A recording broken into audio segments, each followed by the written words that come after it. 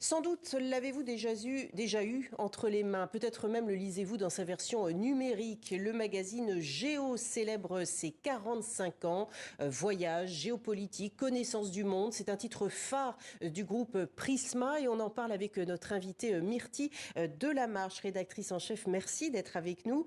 Alors la première parution du magazine Géo, je le disais, c'était donc il y a 45 ans, c'était en 1979. À l'époque, c'était l'adaptation d'un magazine allemand qui portait le même nom.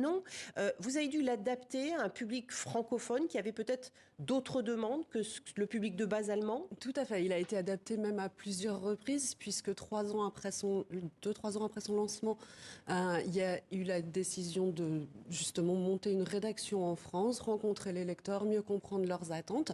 Des choix ont été faits, par exemple, de mettre systématiquement un sujet découverte en une, et puis raccourcir les sujets et rajouter des sujets français. Et toujours cette fameuse couleur verte, comme je le disais dans les titres, parce que c'est quand même caractéristique. Le magazine Géo, dans les kiosques, tout de suite, on arrive à le repérer. Nous appartient. Voilà. Alors, il y a un Géo hors série qui va être publié à la fin du mois de septembre, justement, pour fêter ses 45 ans. C'est quoi? C'est le meilleur des reportages, des photos que vous avez compilé depuis ces 45 ans, ou alors au contraire c'est un numéro spécial? Non, là c'est vraiment dans le mensuel que nous avons souhaité mettre à la disposition du plus grand nombre de lecteurs une sélection à travers 45 ans d'archives montrant tous les terrains sur lesquels Géo s'est engagé. C'est quelque chose qu'on a beaucoup réaffirmé avec la nouvelle formule qui date de décembre 2023. Géo se préoccupe depuis toujours de l'état de la faune, de la flore, des communautés humaines et on a voulu montrer la diversité de ce qu'on a pu traiter à travers toutes ces années. Alors justement, le slogan de Géo a lui aussi évolué au-delà de la formule. Au départ, c'était voir le monde autrement. Aujourd'hui, me semble-t-il, c'est optimiste par nature. C'est ce qu'on voit sur la une. C'est un magazine qui se veut résolument optimiste sur l'état du monde? Absolument. Voir le monde autrement date d'une époque où il y avait encore plein de régions à découvrir, de territoires inexplorés. Aujourd'hui, ça n'est plus vraiment le cas. En revanche, le monde change. Il change même parfois trop vite sur certains aspects. Donc on se doit de raconter ce monde qui change, d'en tirer les constats parfois tristes, mais aussi de donner de l'espoir sur ce que l'homme peut faire pour mitiger tout ça. C'est quelque chose qu'on doit aux générations qui nous suivent.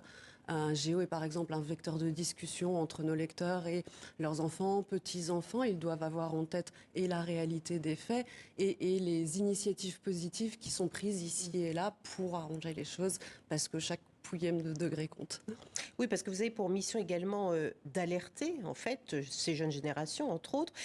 J'ai noté qu'en 1984, déjà, Géo menait l'enquête sur le réchauffement climatique. Elle avait même écrit un papier d'anticipation projetant une canicule en 2023. Ça s'est révélé être juste, malheureusement, avec le réchauffement climatique. C'est important également de toujours être en alerte. Est-ce qu'il y a des sujets aujourd'hui que vous mentionnez qui sont des dangers dans l'avenir pour la planète? Bien sûr, ça nous arrive régulièrement. Là, j'ai vu que vous aviez montré des images d'un sujet sur la vaquita, donc un marsouin dans le golfe de Californie. Donc, il reste à peu près, on a du mal à les compter, mais à peu près 13 individus. On a pu monter avec une mission de Sea Shepherd qui les protège et c'était un moment de joie pour ces équipes qui les protègent puisqu'il y avait des bébés et qu'il y a de l'espoir pour le marsouin du Pacifique. Géo va régulièrement sur des terrains où il constate que les choses ne s'arrangent pas, mais prend la peine systématiquement d'aller à la rencontre de ceux qui font quelque chose pour le sauver. On parle de Géo Magazine, mais on vient de le voir là, vous avez également un développement aujourd'hui vidéo et podcast. On est sur tous les supports. En fait, on a aujourd'hui un site qui rassemble près de 6 millions de lecteurs chaque mois et qui traite de façon très générale de l'actualité internationale, y compris ces sujets environnement, histoire aussi, pour remonter à la source. Un site en français, là, purement 6 millions? Géo.fr. Ah ouais. 6 millions quand même de...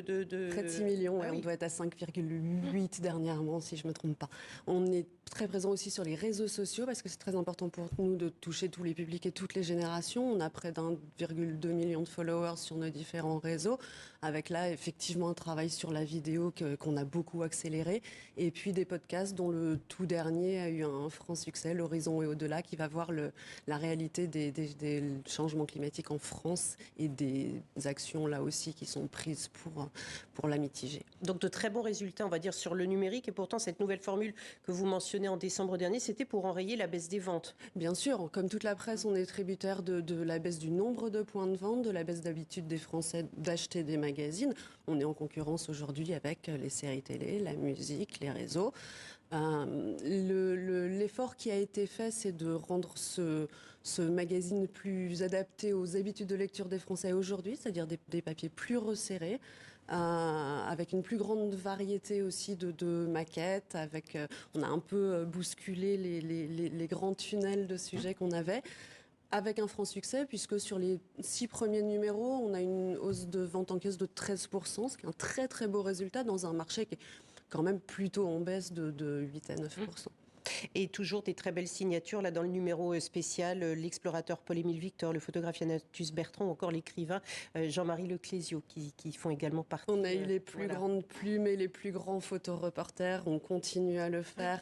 Tout récemment, on a fait un sujet avec Pascal Maître, avec notre lauréat de la Bourse Géo sur les tourbières du RD Congo. On continue cet effort-là. Merci beaucoup, Myrtille Delamarche, d'avoir été notre invitée. Puis bon anniversaire donc au magazine Géo qui fête donc ses 45 ans cette année.